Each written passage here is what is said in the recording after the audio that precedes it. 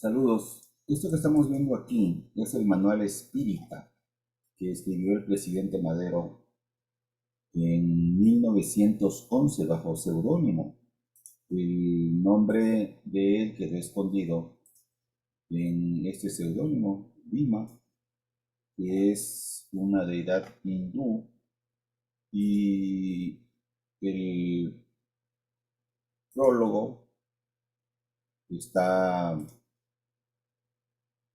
firmado en 1911. Aquí lo vamos a ver. 1911.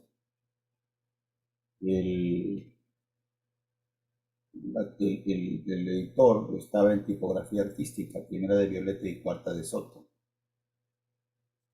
que es a un costado del Paseo de la Reforma en la colonia Guerrero, de la Ciudad de México, desde luego. Y vemos aquí un mensaje sobre los derechos de autor. Luego la dedicatoria, que está fechada en agosto de 1909, dice: el autor dedica este modesto trabajo a los nobles y grandes espíritus que lo han sacado de las tinieblas de la ignorancia, han abierto ante sus ojos esplendorosos y vastos horizontes, y han hecho de su corazón antes frío por el egoísmo, palpite ante las miserias de la humanidad. A esos nobles sentimientos, inspirados por seres tan elevados, debe el autor el deseo de divulgar la luz y el consuelo que encierra la doctrina espírita. Para satisfacer tal deseo, y sostenido siempre por sus invisibles amigos, ha escrito este manual, que lleve luz a las conciencias, paz y tranquilidad a los corazones, que sirva para enjugar muchas lágrimas, para guiar muchas almas por el sendero del bien, y los deseos del autor estarán satisfechos. Agosto de 1909, firma Bhima. Este documento y muchos otros de la correspondencia del presidente Madero hacen ver cómo tuvo mucha importancia en su vida la actividad espiritista. Aquí vemos el capítulo 1, breve explicación de la doctrina espíritu, qué cosa es. Vamos a ir avanzando para encontrar unas preguntas que quiero compartir con ustedes. En ese caso, es notorio que el presidente Madero estuvo muy interesado en la doctrina espírita, y si algo guió su actividad pública y privada, también la privada, fue el espiritismo y no la masonería. Él no hizo, yo no veo en ninguna parte algún documento, no he encontrado un documento en el que diga que él seguía por su actividad pública por principios masónicos, por ejemplo.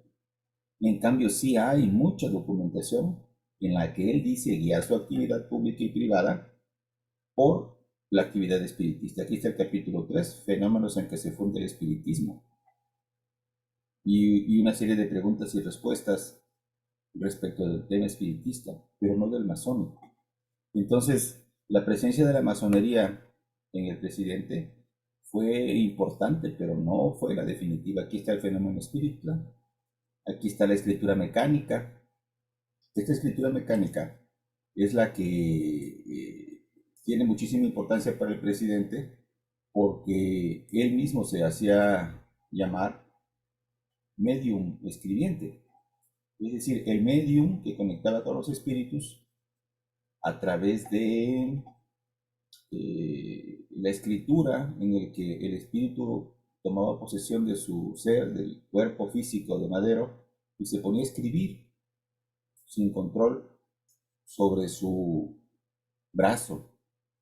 Aquí está la tipología. Esa tipología es una cosa bastante curiosa, que es la comunicación por medio de golpecitos. Miren, es comunicación por medio de golpes. Eso de que si la respuesta es sí, es un golpe, toc. Y si la respuesta es no, es doble golpe, toc, toc. Y que vemos con frecuencia en las películas, eso se llama tipología. Y el presidente Madero aquí la estudia. Eh, Vemos también las apariciones de fantasmas. Toda esta es la temática del presidente.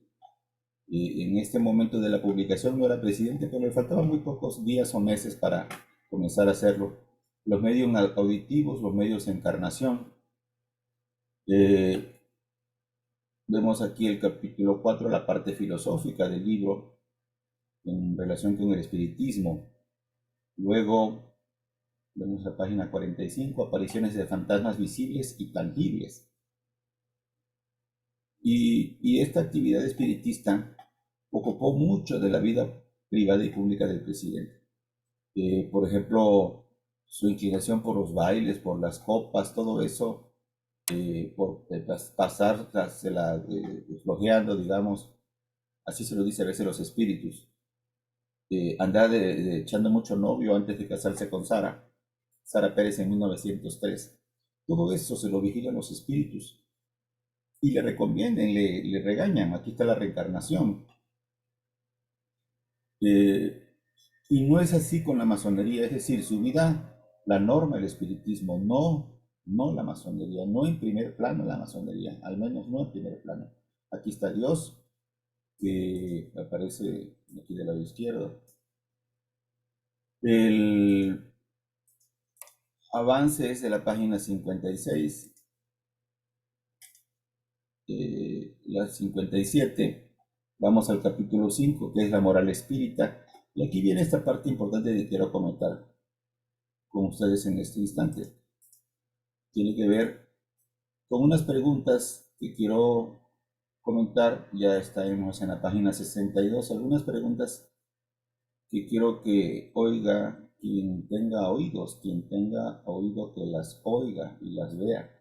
Son estas, por ejemplo, aquí está, esta la voy a marcar del lado izquierdo. ¿Podréis decirme cuáles son los deberes del ser humano para consigo mismo? Esa es una pregunta que quiero que reflexionen los que ven esta transmisión. Otra pregunta, bueno, ahí está la respuesta, una parte de la respuesta. El hombre debe observar cuidadosamente las causas que le impiden estar siempre satisfecho y contento. ¿Qué cosa le impide al ser humano estar siempre satisfecho y contento? Debe estudiar concienzudamente todas sus sensaciones a fin de saber de un modo exacto cuáles le impresionan de un modo grato y duradero y cuáles le causan impresiones pasajeras. Eh, y vamos con otra pregunta para que quienes tengan oídos la oiga. Dice esta otra pregunta: ¿desearías que de un modo muy más pormenorizado os sirvieseis decirme cuáles son los deberes del hombre para consigo mismo? Esta es otra pregunta que también quiero comentar, leer y comentar. Los deberes del hombre para consigo mismo. Quien tenga oídos que oiga, quien tenga ojos que vea. Y esa es la pregunta que quería también comentar. Y vamos a ver otras más. En este caso, los deberes del hombre para consigo mismo, una vez comprendido todo lo que os he expuesto, se deduce claramente cuáles son estos deberes. El hombre debe luchar resuelto y constantemente por vencer sus malas inclinaciones. Así como la pereza favorece el desarrollo de todos los vicios, asimismo, la actividad es el principal factor para combatirlos. Y esto de la pereza era porque los espíritus con frecuencia le acusaron de perezoso. Por ejemplo, no leía con intensidad, asiduidad y método la enciclopedia de historia de México llamada México a través de los siglos. Y con frecuencia los espíritus le regañaron. Dice, es que tienes que leer la enciclopedia México a través de los siglos para que escribas la sucesión presidencial. Si no, no vas a poder escribirla. Y lo acusaban de perezoso. Aquí estamos viendo una otra pregunta, que son los deberes del hombre para con su familia. ¿Cuáles son los deberes del hombre para con su familia? Los hijos, dice la respuesta, deben amar y respetar a sus padres, para quienes debe ser inmensa su gratitud, puesto que difícilmente podrán apreciar lo mucho que le deben. Esa es una pregunta y una respuesta parcial. Otra pregunta que también quiero comentar para quienes tengan ojos que vea y quien tenga oídos que oiga. ¿Cuáles son los deberes del hombre para con su patria? Como os dije al principio de este capítulo, el hombre es esencialmente sociable y tiende siempre a vivir en unión con sus semejantes. Por este motivo se han formado grandes centros de población que a medida que se ensanchan proporcionan mayores comodidades a sus moradores. Por consiguiente, está en el interés de todo miembro de esta colectividad trabajar para su desarrollo y bienestar. Y luego una argumentación más larga de los deberes del hombre para con la patria.